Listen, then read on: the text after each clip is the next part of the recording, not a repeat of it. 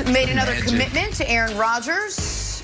Are the guys buying it, though? Not sure they are. And should the New England Patriots move up in the draft to grab Justin Fields? Good Tuesday morning, everyone. Welcome to First Things First. Jenna Wolf alongside Nick Wright, Brandon Marshall, and Kevin Wildes. Sir, I want to talk to you, Kevin Wildes. Look at your plethora of possibilities at quarterback. You got Cam, maybe Jimmy G, maybe Justin Fields. You got to be a happy guy this morning.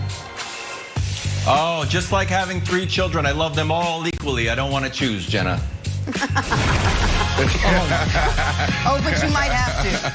On television, we make you choose. You have to. And Nick chooses amongst his kids all the time. We are 2 days away from that NFL draft. Biggest question mark. Stop saying that, Nick. Stop saying that. 2 days away from the draft. We got to talk about the 49ers. 49ers spend a ton of capital to move up to that 3 spot, right? To draft a quarterback, seemingly perplexing since quarterback Jimmy Garoppolo, who got them to the Super Bowl just 2 seasons ago, still on the roster. So a lot of questions for head coach Kyle Shanahan now. Take a listen to this. We made a decision in this process that we felt we needed to get a starting quarterback this year and add that to our team.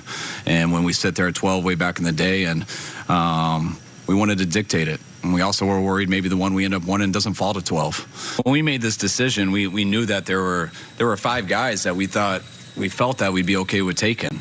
You know, we knew that there was 3 at the time exactly. That's why we thought 3 was a good spot to go to. After going through this whole process, I feel good about 5 guys at 3. Do we know exactly who we want? Maybe, probably, but maybe not.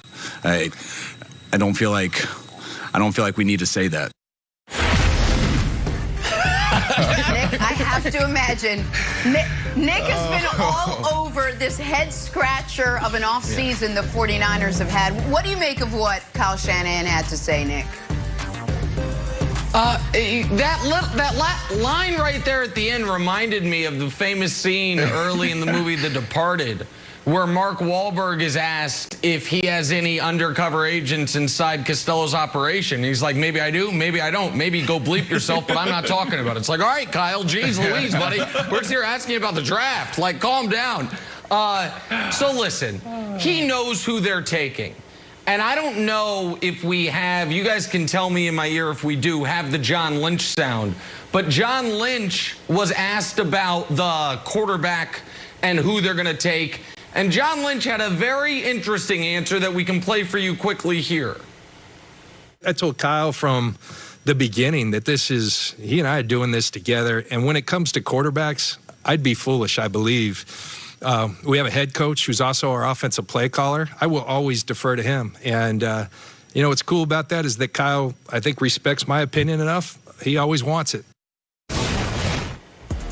So that is John Lynch, I think, kind of washing his hands of this decision for good or for bad. What it is, John Lynch, to me, had the most interesting and telling moment there, and it was what we just played, which was him saying, hey, Kyle's going to pick the quarterback. And if you're a Niners fan, it's going to make you a little anxious, because back in 2017, when they could have drafted Mahomes or could have drafted Watson, Peter King was in the draft room and reported right after that draft there was 1 quarterback in the entire draft class Kyle Shanahan liked. C.J. Beathard, which is why a guy who people thought was going to go in the 7th round went in the 3rd round because Kyle Shanahan liked him. So where I have changed a bit is this, Brandon. I do think now it's Mac Jones because I think Kyle Shanahan, it's his call, it's his pick. I think that's his guy, and we will see if it works out. But they might feel good about 5 quarterbacks, Brandon, but they know who the quarterback is, and it's going to be Kyle Shanahan's decision.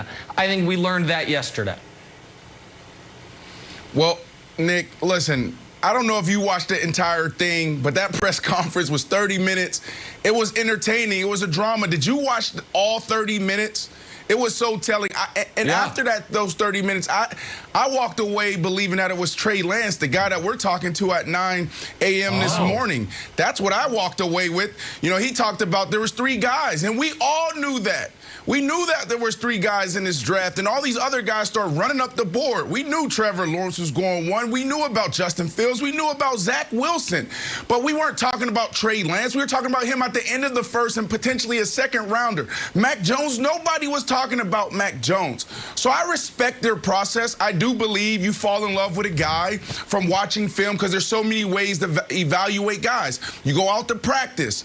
You turn on the tape, and then you start sitting down with them. You get on these Zoom calls, you start questioning, you start testing them, and I believe some guys start moving around. He said all 5 guys. There's another thing he said while I was in the press conference. Well, all 5 guys throughout this process have gotten better. I don't believe that. I believe that there's guys like Trey Lance that really impressed them and they're falling in love with. So do they have their answer now? Probably. But did they know that a couple weeks ago? I don't believe so. I think they were working their process in a process that I respect. Okay, so I don't think anybody got better. I'm not sure if anybody changed their minds. The one interesting thing about that press conference was it felt like the dynamic between Kyle Shanahan and John Lynch was being worked out in public. And we know if this was The Wire, you know the first thing you do, take them into separate rooms. And then you got McNulty asking John Lynch, like, hey, I heard you want Mac Jones. What? Who said it? Oh, Kyle said he wanted Mac Jones.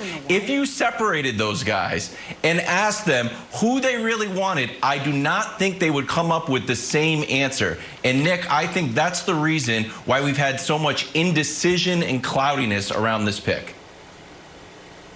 I think that's right.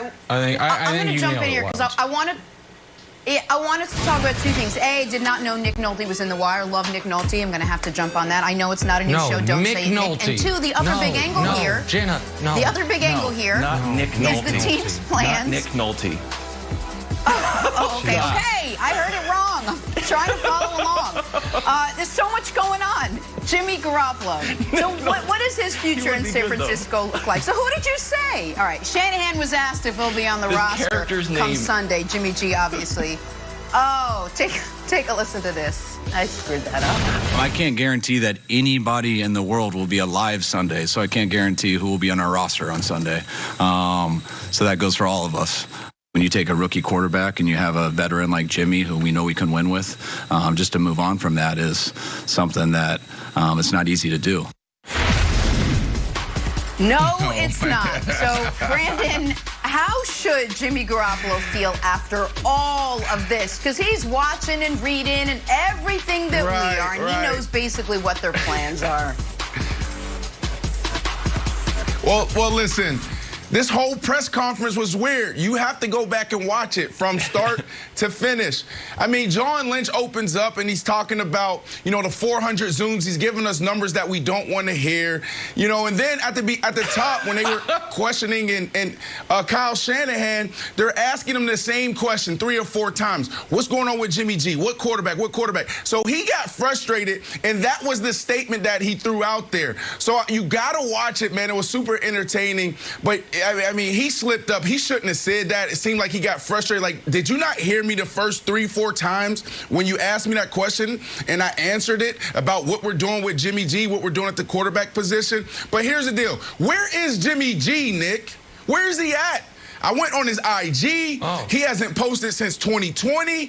I mean, we haven't seen any type of, you know, pictures or anything coming out as far as like he's on an island somewhere. Right. Where's Jimmy G? Can we hear from Jimmy G? Because if I'm Jimmy G right now, I'm in a huddle with my agents, with my advisors, and I'm trying to figure out how the hell to get out of San Francisco. But I need to hear from Jimmy G. Well, yeah, I think he's being radio silent strategically because he's plotting, you know, where he wants his next move to be, because obviously it's not San Francisco. And as much as Wilds loves quarterback wins, Kyle Shanahan doesn't. Kyle Shanahan is head coach of the Niners, is 24-9 with Jimmy G starting, 7-27 with everybody else, and he doesn't care about that. Like, I understand some people do. Kyle Shanahan does not. My thing that I want to toss to Wildes is this. I think the Niners have misplayed this part of it because the quarterback market, the trade market for Jimmy G, all of a sudden is going to be quite cool. I can only come up with 4 teams that we can confidently say need a quarterback.